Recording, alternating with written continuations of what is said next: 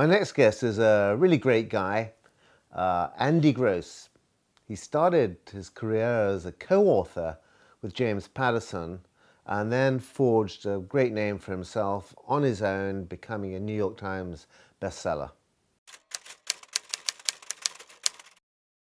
I'm a believer in investing your reader in the plight of your hero early on. It's something I learned from Patterson, and even though I don't write Patterson clones at all, it's a very important thing for me to get either by voice or by character the reader completely invested in what's going to happen to your main character, literally in the first 2 or 3 chapters.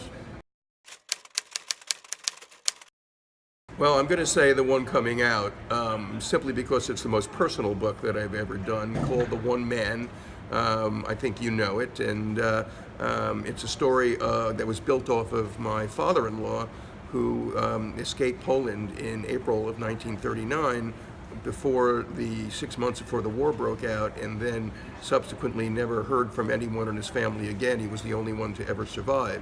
So I've crafted a story that has some Holocaust themes built off of this character who's asked to, by the government, by the US government, to go back to where his parents were murdered to help smuggle out the one man that they think can help win them the war. Who happens to be an atomic physicist who they want on the Manhattan Project. Always a tough question, I think, especially on the spot.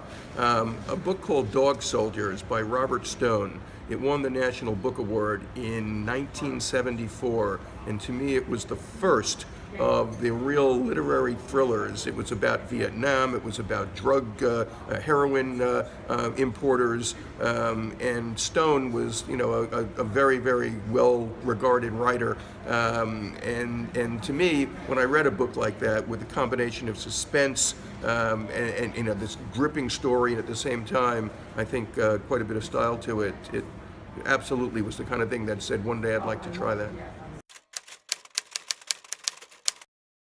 I write in a loft in my house. I've always, when I was in business, I had painful commutes, and now I always say that one of the fringe benefits of the work that we do is the commute.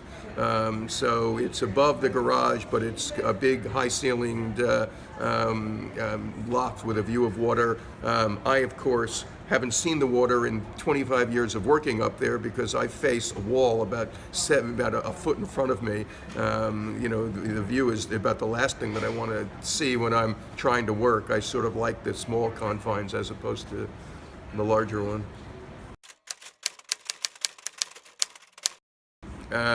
Vodka.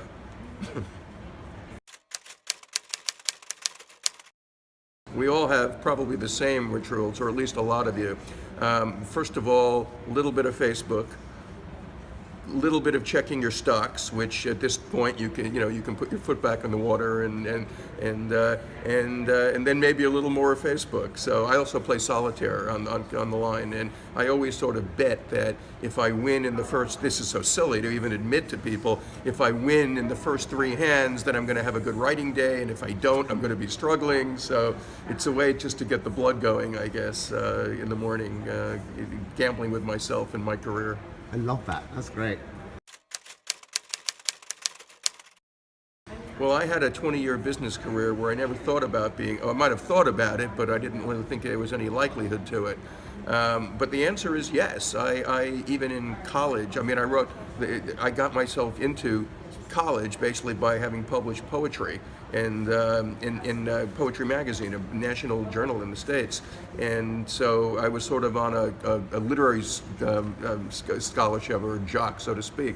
And but I moved away sort of from that, and I got an MBA, and for a long time, were it not that something happened to one of the companies I was managing, it really never occurred to me that I'd ever find my way in. So I don't know. The answer, I suppose, is yes, but it was dormant for a long time. I outline heavily. I learned it from my time with Patterson. I've actually done talks and taught a little on the process of outlining. To me, it's kind of like playing chess with yourself because you have to think 30 moves ahead in one sitting. And to me, it's the best agent for plotting a book, for at least how I have learned to plot. The One Man I sold as an outline before I wrote one word of it, but it was a thorough 60-page outline that would read like a condensed version of the book. So to me, that's the hardest work you can do in a book, but I always sort of find out it's the best work that I ever put in on it. Where do your ideas come from? I think you're going to hear that one a lot, so don't ask it.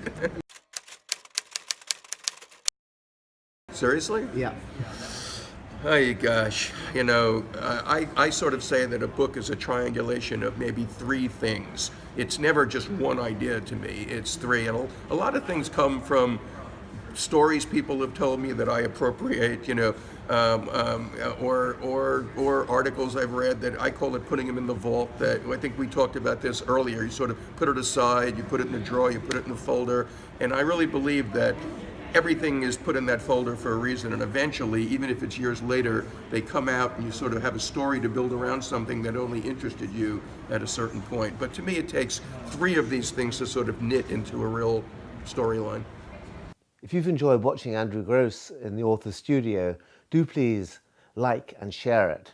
And in the comment box below, we'd love to know your views on co-authoring.